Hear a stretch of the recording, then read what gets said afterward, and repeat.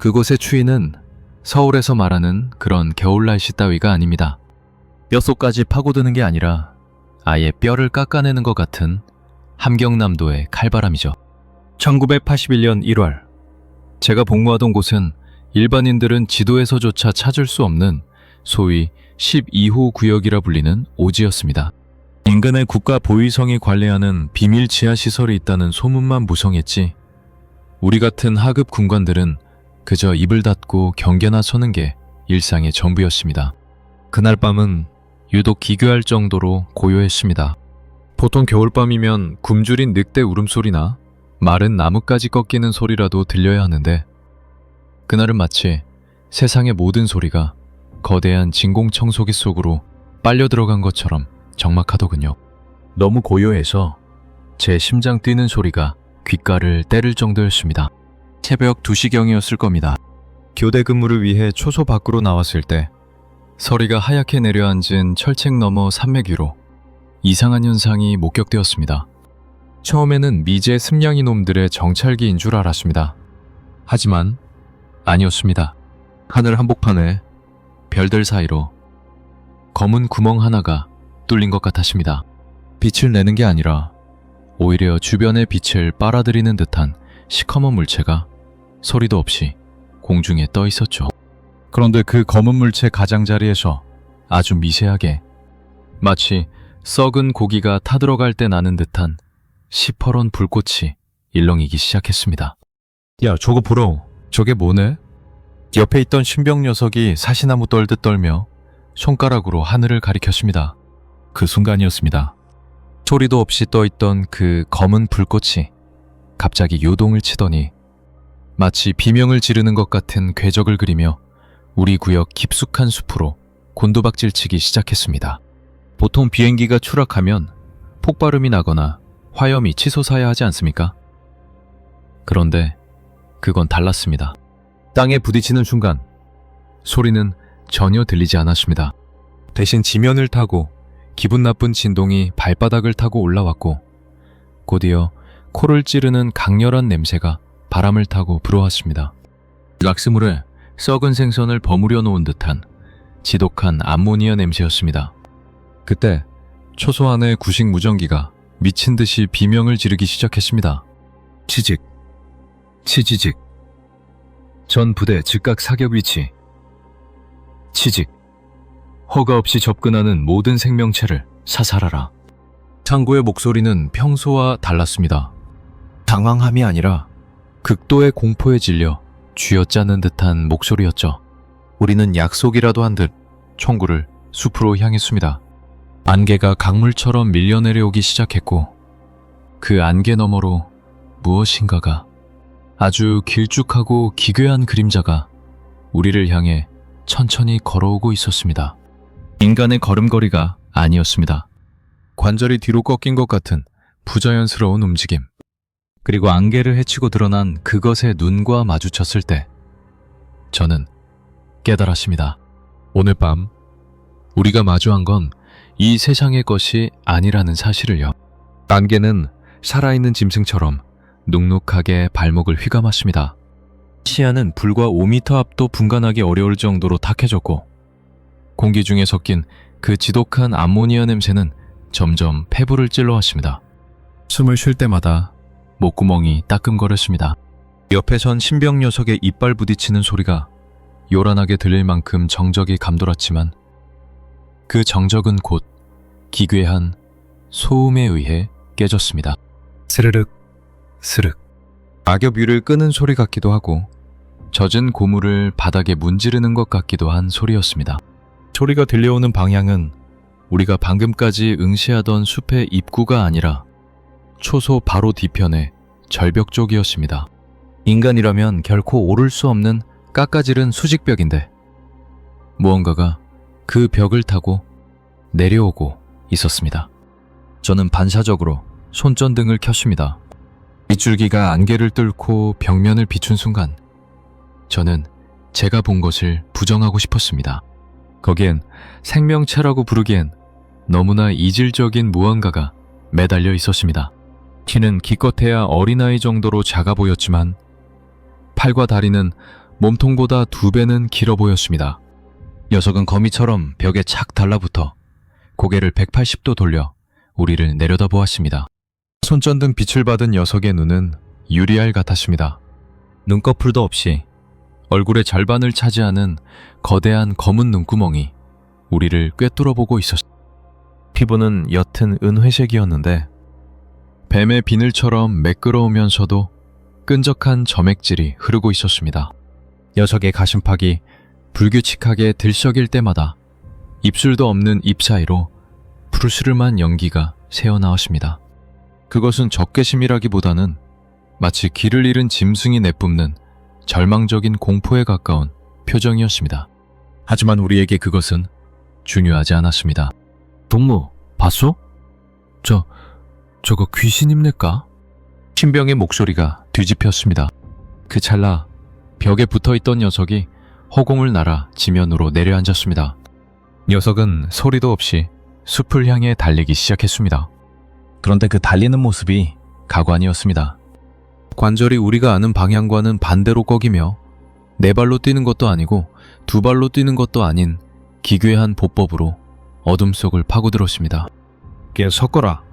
서지 않으면 발사하겠다. 제가 소리쳤지만 녀석은 멈추지 않았습니다.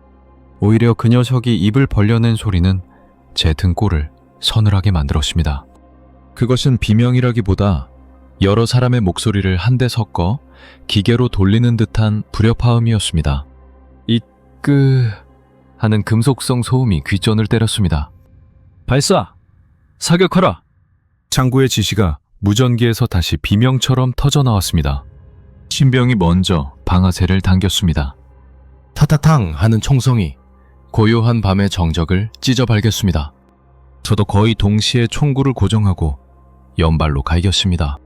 88식 자동보총의 화염이 어둠 속에서 번뜩였습니다. 녀석은 총알을 맞으면서도 바로 쓰러지지 않았습니다. 탄알이 몸에 박힐 때마다 녀석의 몸에서는 붉은 피가 아니라 형광빛이 도는 누런 진액이 뿜어져 나왔습니다. 그 진액이 바닥에 닿자마자 치익 소리를 내며 풀들이 타들어갔습니다. 녀석은 비틀거리며 초소 근처의 진흙탕으로 굴러 떨어졌습니다.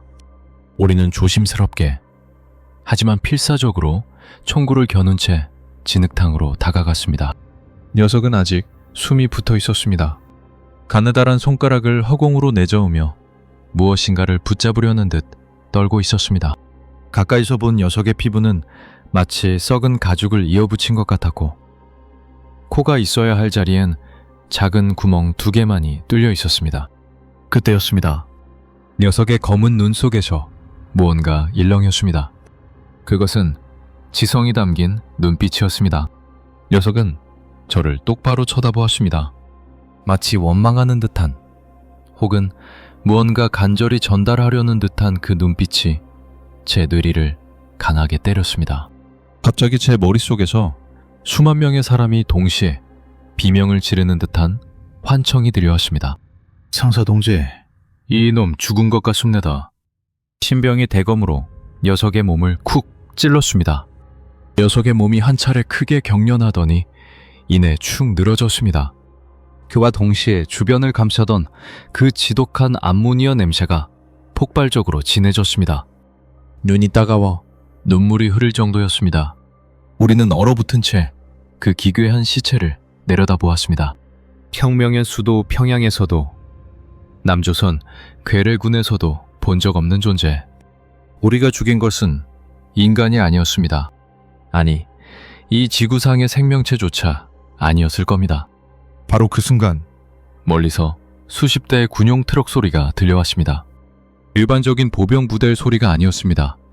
사이렌도 없이 오직 엔진의 묵직한 저음만이 산을 울리고 있었습니다. 보웨이브 놈들이었습니다. 그들은 마치 이 일이 벌어질 것을 미리 알고 있었던 것처럼 너무나도 빨리 우리를 향해 조여오고 있었습니다. 트럭의 엔진 소리는 마치 거대한 짐승의 신음처럼 계곡 전체를 뒤흔들었습니다. 전조등 불빛이 안개를 뚫고 쏟아졌을 때 우리는 눈을 뜰 수조차 없었습니다. 도착한 건 일반 보병 부대가 아니었습니다. 번호판도 없는 검은색 지프와 캔버스로 꽁꽁 싸맨 대형 트럭들, 그리고 방호복인지 방독면인지 모를 기괴한 복장을 한 군인들이 쏟아져 나왔습니다.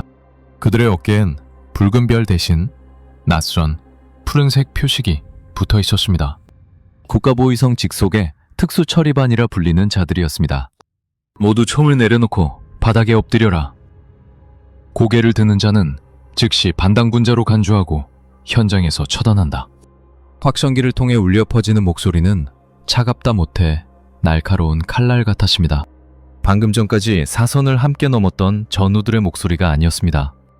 우리는 명령대로 진흙바닥에 얼굴을 쳐박았습니다. 코끝으로 아까 보았던 그 생명체의 피, 그 노란 진액에 비릿한 냄새가 올라왔습니다. 옆에 엎드린 신병의 거친 숨소리가 들렸습니다. 녀석은 울고 있었습니다. 잠시 후 육중한 군화 소리가 제 머리맡에서 멈췄습니다. 가죽장어를 신은 누군가가 제 뒷덜미를 거칠게 잡아 일어세웠습니다. 보위부 요원이었습니다. 그는 방독면을 쓰고 있어 얼굴을 볼 수 없었지만 렌즈 너머로 비치는 눈빛은 방금 우리가 쏜 그 존재보다 더 비인간적으로 보였습니다. 복무가 썼나? 그의 질문은 짧았습니다. 저는 대답 대신 고개를 끄덕였습니다. 그는 제 대답이 끝나기도 전에 제 가슴팍에 달린 인식표를 뜯어내고는 곁에 있던 두 아들에게 손짓했습니다. 그들은 곧바로 쓰러진 생명체의 사체로 달려갔습니다. 그곳에서 벌어진 일은 지금 생각해도 몸서리가 칩니다. 그들은 사체를 정중하게 수거하는 게 아니었습니다. 마치 도살장에서 고기를 다루듯 갈고리가 달린 쇠사슬로 사체의 목과 팔다리를 찍어 올렸습니다. 사체는 이미 죽었음에도 불구하고 사슬이 살점을 파고들 때마다 치익하며 다시 한번 누런 증기를 내뿜었습니다. 요원들은 은색으로 코팅된 특수한 자루에 사체를 쳐놓고는 자석식 밀봉장치로 입구를 닫아버렸습니다. 현장의 흙을 3m 깊이까지 전부 파내라. 한 방울의 진액도 남기지 마라. 그들의 작업은 기계적이었습니다. 대형 굴착기가 안개를 뚫고 나타나 사체가 누워있던 자리를 통째로 도려내기 시작했습니다. 불과 1시간 전까지만 해도 우리가 지키던 초소 앞마당은 거대한 구덩이로 변했습니다. 그들은 파낸 흙을 대형 드럼통에 담아 밀봉했고 그 위에 정체 모를 백색 가루를 뿌린 뒤 급하게 아스팔트를 들이부었습니다. 마치 그곳에 아무 일도 없었다는 듯 증거 자체를 지구상에서 지워버리려는 기세였습니다. 하지만 진짜 공포는 증거인멸이 아니라 우리에게 시작되었습니다. 상사동지, 저들 왜 저러는 겁니까? 우린 공을 세운 거 아닙니까? 신병이 제 옷소매를 붙잡으며 떨리는 목소리로 물었습니다. 하지만 저는 대답할 수 없었습니다. 보위국 요원들이 우리를 향해 소독약이 가득 담긴 분무기를 뿌려대기 시작했기 때문입니다. 피부가 타들어가는 듯한 통증에 비명을 지르려 했지만 그들은 우리 입에 재갈을 물리고 검은 천자루를 머리에 씌웠습니다. 어디론가 끌려가는 트럭 안에서 저는 동료들의 신음소리를 들었습니다. 누군가는 구토를 하고 있었고 누군가는 헛소리를 중얼거렸습니다. 그 노란 진액에 노출된 탓인지 아니면 보위국이 뿌린 약물 때문인지 제정신도 점점 흐릿해졌습니다. 그런데 그 어둠 속에서 환각처럼 아까 그 생명체의 목소리가 다시 들려왔습니다. 도망쳐. 이곳은 너희의 땅이 아니다. 머릿속을 헤집어 놓는 그 서늘한 속삭임에 저는 발작하듯 몸을 떨었습니다. 몇 시간 뒤 우리가 도착한 곳은 지하시설의 격리동이었습니다. 창문 하나 없는 시멘트방에 갇힌 채 매일같이 정체 모를 주사를 맞아야 했습니다. 신문을 하는 보위부 장교는 딱 한 가지만 물었습니다. 그놈이 너에게 무슨 말을 했나? 머릿속에 무엇이 보이나? 저는 그저 모른다며 고개를 가로저었습니다. 하지만 옆방에 갇혀있던 신병의 비명은 사흘째 되던 날 밤에 멈췄습니다.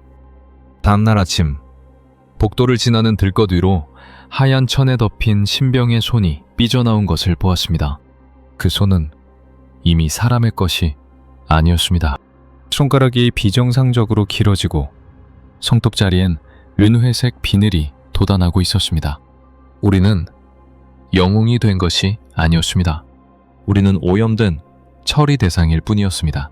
기지 깊숙한 곳에서 밤마다 들려오는 기계 작동 소리와 기괴한 비명 소리를 들으며 저는 깨달았습니다. 저들이 숨기려는 것은 외계인의 존재만이 아니라는 것을. 저 지하 아래에서 우리 공화국이 그 괴물들과 무슨 거래를 하고 있는지, 혹은 무엇을 만들어내고 있는지, 그것이 진정한 공포의 실체였습니다. 저는 살기 위해 기회를 엿봐야 했습니다. 하지만 문 밖에서 들려오는 군화 소리는 점점 더 많아졌고 제 피부에서도 조금씩 암모니아 냄새가 나기 시작했습니다. 격리된 지 일주일째 되던 날이었을 겁니다. 시간 감각은 이미 마비되었고 천장의 백열등은 꺼지는 법 없이 제 망막을 지저댔습니다. 제 몸은 이미 제 것이 아니었습니다. 거울은 없었지만 알 수 있었습니다. 팔뚝의 핏줄이 검푸르게 솟아올랐고 그 줄기를 따라 미세한 경련이 멈추지 않았습니다. 무엇보다 견딜 수 없는 건 환청이었습니다. 벽 너머에서 혹은 제 두개골 안쪽에서 수만 마리의 벌레가 갉아먹는 듯한 그 기계적인 속삭임이 멈추지 않았습니다. 그날 밤 기지 전체에 급격한 전압 강화가 일어났습니다. 윙윙거리던 환풍기가 멈추고 영원할 것 같던 백열등이 깜빡이다 툭 꺼졌습니다. 칠흑 같은 어둠 속에 잠시 정적이 흐르더니 이내 기지 깊은 곳에서부터 거대한 쇠문이 찌그러지는 듯한 굉음이 들려왔습니다. 그리고 이어지는 비명. 그것은 보위국 놈들의 단발적인 비명이 아니었습니다. 무언가 거대한 공포가 그들의 영혼을 한꺼번에 짓이기는 듯한 집단적인 통곡이었습니다. 저는 본능적으로 알았습니다. 지금 나가지 않으면 이 방은 제 무덤이 될 것이라는 걸요. 몸에 꽂혀있던 링거줄을 이빨로 물어뜯어냈습니다. 이상하게도 통증은 느껴지지 않았습니다. 오히려 상처 부위에서 스며나오는 그 지독한 암모니아 냄새가 제 감각을 더 날카롭게 깨웠습니다. 저는 쇠로 된 배식구를 발로 차 부셨습니다. 평소라면 불가능했을 힘이었지만 제 근육은 이미 인간의 한계를 벗어나 비정상적으로 팽창해 있었습니다. 복도로 나선 순간 제가 마주한 것은 지옥 그 자체였습니다. 비상용 붉은 조명이 회전하며 복도를 비출 때마다 저는 보위국 요원들의 잔해를 보았습니다. 잔해라고 밖에는 표현할 수 없습니다. 그들은 총 한 번 쏴보지 못한 듯 벽에 박제된 것처럼 달라붙어 있었습니다. 그들의 몸은 마치 안쪽에서부터 폭발한 것처럼 비집혀 있었고 그 사이사이에 은회색의 점액질이 거미줄처럼 엉겨붙어 있었습니다. 저는 홀린 듯 소리가 들려오는 지하 3층 특별 실험 구역으로 향했습니다. 무거운 난문이 반쯤 열려 있었고 그 틈새로 눈을 멀게 할 만큼 강렬한 푸른 광채가 뿜어져 나오고 있었습니다. 그곳에서 저는 보았습니다. 중앙 실험대 위에 놓인 것은 우리가 쏘아 죽였던 그 생명체였습니다. 하지만 그것은 죽은 것이 아니었습니다. 녀석의 배는 갈갈이 찢겨 내부 장기가 훤히 드러나 있었고 그 장기들은 수십 개의 전선과 구리관에 연결되어 있었습니다. 보위국 놈들은 이 생명체를 살려두고 있었던 게 아닙니다. 녀석의 신체를 마치 살아있는 배터리처럼 사용하여 무언가를 가동하고 있었던 겁니다. 동무, 거기서 뭐 하는가? 피투성이가 된 채 구석에 쓰러져 있던 보위부 장교가 저를 보며 신음했습니다. 그의 손에는 권총 대신 정체 모를 금속 장치가 들려 있었습니다. 이건 우리가 통제할 수 있는 게 아니야. 평양의 미친놈들이 이놈들의 신호를 끌어다 쓰려 했어. 통신, 무기. 그게 아니라 이건 부르는 소리였어. 장교의 말이 끝나기도 전에 실험대 위의 생명체가 눈을 떴습니다. 아니, 그것은 눈을 뜬 게 아니라 온몸의 구멍에서 빛을 쏟아냈습니다. 녀석의 찢어진 가슴 속에서 검은 액체가 소용돌이 치더니 복도에서 보았던 그 기괴한 형태의 점액들이 괴물처럼 뭉쳐지기 시작했습니다. 그것은 형체가 없었지만 동시에 수천 개의 눈을 가진 것처럼 저를 노려보았습니다. 그 순간 제 머릿속이 터져나갈 듯한 고통과 함께 환영이 스쳐 지나갔습니다. 이들은 침략자가 아니었습니다. 이들은 무언가 더 거대하고 끔찍한 존재로부터 도망쳐온 난민이었고, 우리 인간들은 그들이 가져온 공포의 잔재를 무기로 쓰려다 문을 열어버린 것이었습니다. 저는 비명을 지르며 장교의 손에 있던 수류탄 꾸러미를 낚아챘습니다. 제 몸 안에 암모니아 냄새가 극에 달하며 시야가 푸르게 변했습니다. 저는 실험대에 연결된 가스관과 전선 뭉치를 향해 수류탄을 던졌습니다. 크르릉! 폭발음과 함께 기지 전체가 흔들렸습니다. 푸른빛과 화염이 뒤섞여 실험실을 집어삼켰습니다. 저는 뒤도 돌아보지 않고 비상계단을 향해 달렸습니다. 등 뒤에서 느껴지는 그 차가운 점액질의 감촉, 그리고 나를 부르는 듯한 기계적인 비명 소리가 발 뒤꿈치까지 쫓아왔습니다. 폐쇄구역의 천장이 무너져 내리고 철책이 휘어지는 소리가 들렸습니다. 제가 지상으로 터져나오듯 탈출했을 때 눈앞에 보인 것은 새벽녘의 서늘한 숲이 아니었습니다. 기지 전체가 거대한 푸른 막에 갇힌 채 공간 자체가 일그러지고 있었습니다. 저는 숲속으로 몸을 날렸습니다.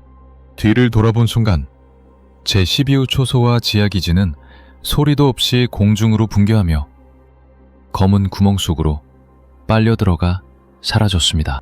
먼지 하나 남지 않았습니다. 오직 제가 누워있던 자리에 흙만이 타들어가는 암모니아 냄새를 풍기고 있었습니다. 저는 제 손을 내려다보았습니다. 손등에 돋아난 은색 비늘이 아침 햇살을 받아 기분 나쁘게 번득이고 있었습니다. 저는 살아남은 것이 아니었습니다. 저는 그날 밤 그곳에서 시작된 무언가의 운반책이 되어버린 것이었습니다. 기지가 통째로 사라진 자리에 남은 것은 소름 끼치는 정적뿐이었습니다. 폭발음도 무너지는 소리도 없었습니다. 마치 거대한 지우개가 그 공간만을 쓱싹 지워버린 것처럼 12호 초소와 지하시설이 있던 자리엔 그저 움푹 패인 검은 흙바닥만이 덩그러니 남았습니다. 저는 그 가장자리에서 미친 사람처럼 숲을 향해 기어갔습니다. 등 뒤에서 느껴지는 서늘한 시선이 저를 잡으러 올 것만 같아 단 한순간도 멈출 수 없었습니다.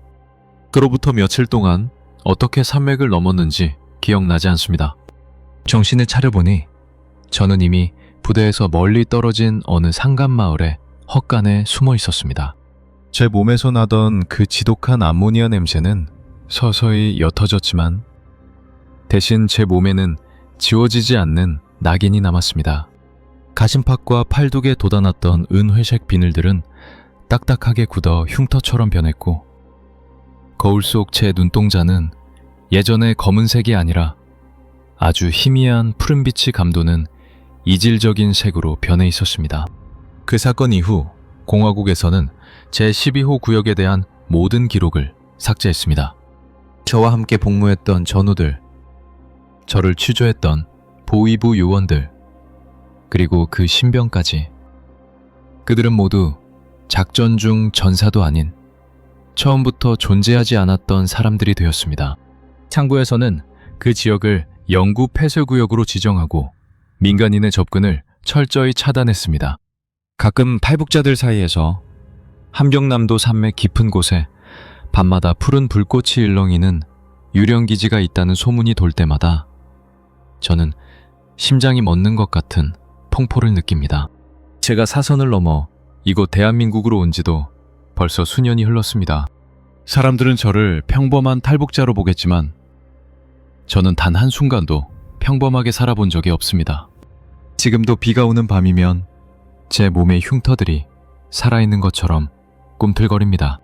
폐부 깊숙한 곳에서부터 그 잊을 수 없는 락스 냄새와 썩은 생선 냄새가 올라옵니다. 그리고 가장 견딜 수 없는 것은 잠이 들 때마다 들려오는 그 기계적인 속삭임입니다. 그것은 환청이 아닙니다. 저 멀리 우주의 깊은 구멍 어딘가에서 나를 부르는, 혹은 내 몸속에 남겨진 그것의 파편이 고향을 향해 보내는 신호입니다. 상사 동지, 이놈 죽은 것 같습니다. 꿈속에서 신병의 목소리가 들리면 저는 다시 그날 밤의 진흙탕으로 돌아갑니다. 쓰러진 생명체의 검은 눈동자 속에 비쳤던 제 모습이 떠오릅니다. 그때 알았습니다. 녀석이 죽어가며 내게 보냈던 그 간절한 눈빛은 원망이 아니라 동질감이었다는 것이에요. 녀석은 이미 알고 있었던 겁니다. 나 또한 녀석들처럼 이 땅에서 영원히 이방인으로 남겨질 존재라는 사실을. 정부 관계자나 학자들은 제 이야기를 믿지 않습니다. 전쟁 트라우마로 인한 망상이라며 제 약봉투만 늘려줄 뿐이죠. 하지만 저는 똑똑히 기억합니다. 그날 밤 우리가 쏜 것은 외계인이 아니라 어쩌면 인간이 건드려서는 안 될 우주의 경계선 그 자체였다는 것을 말입니다. 여러분, 제 말을 믿으십니까? 지금 제 팔의 흉터가 다시 푸르게 빛나기 시작했습니다. 밖을 보십시오. 오늘 밤 안개가 유독 짙지 않습니까? 혹시 어디선가 암모니아 냄새가 나지 않습니까? 그들이 다시 저를 찾으러 온 것 같습니다. 증언자는 이 말을 끝으로 극심한 발작을 일으켰으며 면담은 중단되었다. 이후 증언자는 보호수용시설에서 흔적도 없이 사라졌다. 폐쇄회로 CCTV 확인 결과 그는 잠긴 문을 통과한 것이 아니라 마치 공기 중으로 스며들 듯 사라진 것으로 확인되었다. 그가 머물던 방의 벽면에는 알 수 없는 기하학적 문양과 함께 타들어가는 듯한 암모니아 냄새만이 오랫동안 남겨져 있었다.